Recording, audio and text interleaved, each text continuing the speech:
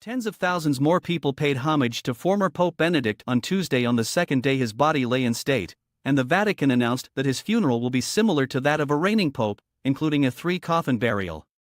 Hungarian Prime Minister Viktor Orbán, who like Benedict, has called for the protection of Europe's Christian roots, was among the some 70,000 people paying their respects at St. Peter's Basilica, following 65,000 on Monday. Also among them was Rome resident Loredana Coro, who said she was a great admirer of Benedict, a towering figure as an academic and a hero to conservatives but also a controversial leader who did not tolerate theological dissent. It was a fitting tribute. It was very emotional and moving. I also came yesterday, but I had things to say to him, and I also came today, she told Reuters. I am sure that an important part of the Church's history has closed, and now we have to move on without him. Pope Francis has been carrying on his normal workload since Benedict died on Saturday at age 95. He had a regular series of audiences and meetings on Monday and Tuesday and will hold his weekly general audience on Wednesday. Francis will preside at Benedict's funeral in St. Peter's Square on Thursday before a crowd that Vatican police say will number in the tens of thousands. 3 coffins because Benedict was no longer a reigning pontiff when he died. Official delegations have been limited to those from Italy and his native Germany. Among those expected to attend in a private capacity were the presidents of Poland and Hungary and the monarchs of Spain and Belgium. Benedict has been lying in state without any papal regalia, such as a crozier, a silver staff with a crucifix, or a pallium, a band of wool cloth worn around the neck by popes and archdiocesan bishops to signify their roles as shepherds of their flocks. Popes are also bishops of Rome. The decision not to have them during the public viewing appeared to have been decided to underscore that he no longer was pope when he died. The liturgy for Thursday's funeral mass will be based mostly on that for a reigning pope, with some minor modifications, particularly in the prayers, Vatican spokesman Matteo Bruni said. Palliums will be placed in Benedict's coffin along with coins and medals minted during his 8 years as pope and a sealed lead tube holding a deed written in Latin describing his pontificate, all customary for funerals of popes. As is traditional for popes, Benedict's body will be placed in a cypress coffin which will be carried out of St. Peter's Basilica and into the square for the funeral. Later, as is also traditional, that one will be placed into a zinc coffin and then both will be placed into another coffin made of wood.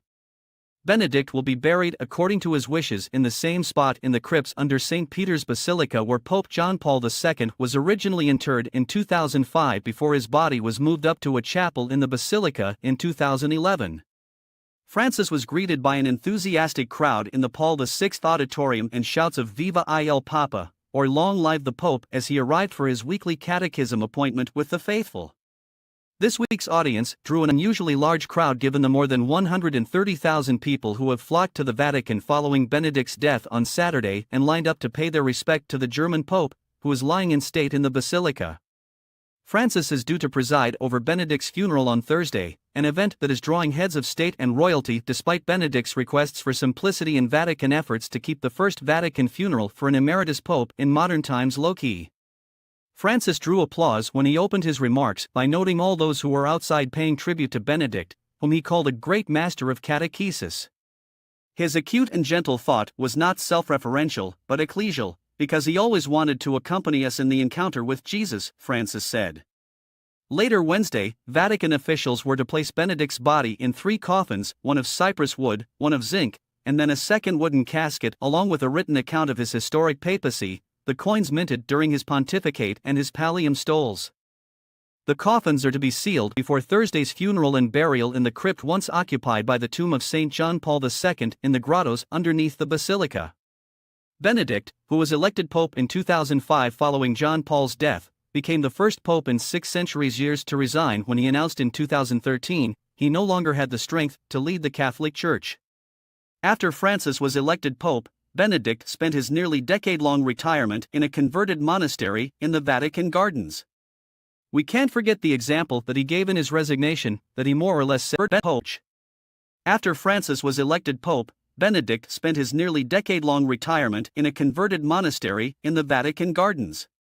We can't forget the example that he gave in his resignation, that he more or less said, "Look, I'm not in this for the prestige, the power of the office, I'm in it for service, as Jesus taught," recalled Cardinal Timothy Dolan, whom Benedict named Archbishop of New York in 2009 and Cardinal in 2012. Dolan came to Rome for the funeral.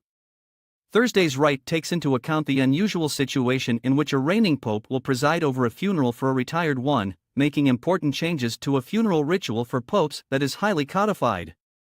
Two key prayers, from the Diocese of Rome and the Eastern Rite churches, that were recited during John Paul's funeral, for example, will be omitted because Benedict wasn't pope when he died and because both branches of the Catholic Church still have a reigning pope as their leader, Francis. While the funeral will be novel, it does have some precedent. In 1802, Pope Pius VII celebrated the funeral in St. Peter's of his predecessor, Pius VI, who had died in exile in France in 1799 as a prisoner of Napoleon, the Vatican noted Wednesday. Tens of thousands